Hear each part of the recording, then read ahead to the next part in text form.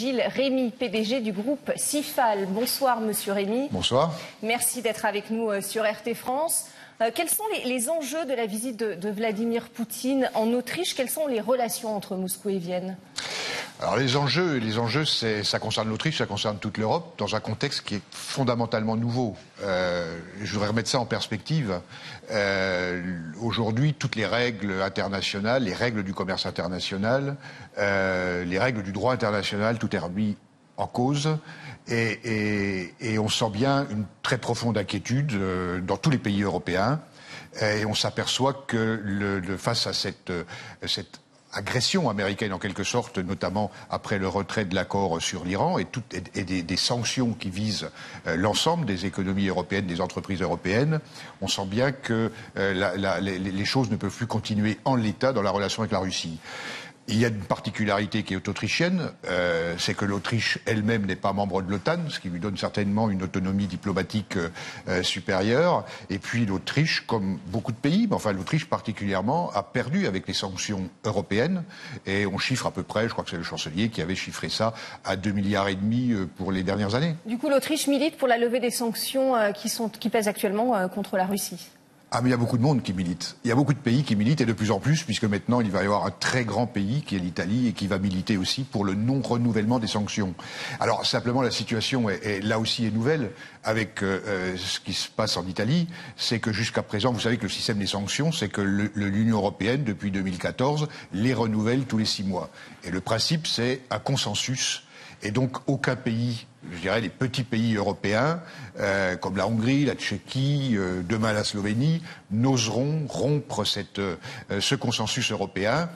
En revanche, la situation aujourd'hui est tout de même différente. Et je pense qu'avec la position affirmée du gouvernement italien, il y aura un changement de donne au mois de juin pour le renouvellement, pour 6 mois encore, des sanctions européennes contre la Russie. La Russie, de son côté, a voté une loi hier promulguant l'imposition de sanctions contre les pays, justement, qui sanctionneraient la Russie. Oui, alors ça, c'est une loi qui a fait l'objet de débats importants à la Douma, qui a suscité une grande inquiétude des milieux d'affaires étrangers et également des milieux d'affaires russes.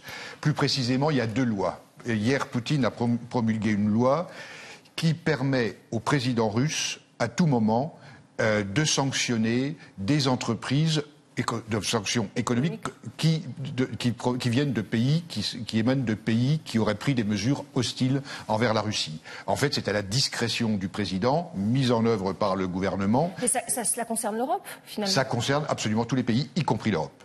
Y compris l'Europe, ce qui peut donner beaucoup de souplesse, effectivement, dans l'application, autant pour appliquer que pour revenir en arrière.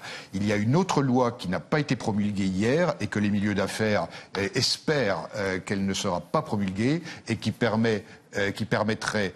frapperait de sanctions pénales des citoyens ou des organisations russes qui mettent en œuvre des sanctions décidées par d'autres pays. Un cas concret, la France qui justement impose ces sanctions imposées depuis 2014 à la Russie. Comment ça va se passer? On a vu Emmanuel Macron récemment vouloir davantage de relations économiques. Oui, alors si cette loi qui nous inquiète devait être promulguée, ça veut dire que par exemple un employé de banque, d'une banque française, qui applique les mesures de sanctions imposées par l'Union européenne, et ce citoyen étant citoyen russe, pourrait être effectivement soumis à la loi pénale russe. Alors, on a vu Vladimir Poutine dans une interview aux médias autrichiens dire que l'Europe devait rester prospère et unie.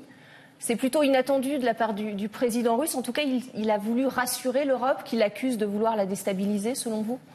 C'est l'intérêt bien compris de la Russie. C'est 80% des exportations de la Russie vont sur l'Europe. C'est une part très importante. C'est des accusations à tort, selon vous? Pardon ? Le fait de dire que la Russie veut déstabiliser l'Europe, comment doit-on l'analyser selon vous? Moi, je crois que alors, de quelle Europe parle-t-on? C'est vrai qu'avec l'extension de l'Europe, la nouvelle Europe s'est un peu construite contre la Russie, et parce que l'élargissement de l'Union européenne, c'était pratiquement synonyme d'élargissement de l'OTAN. Et donc il y a une ambiguïté, et cet élargissement a été vu en partie par une menace pour la Russie.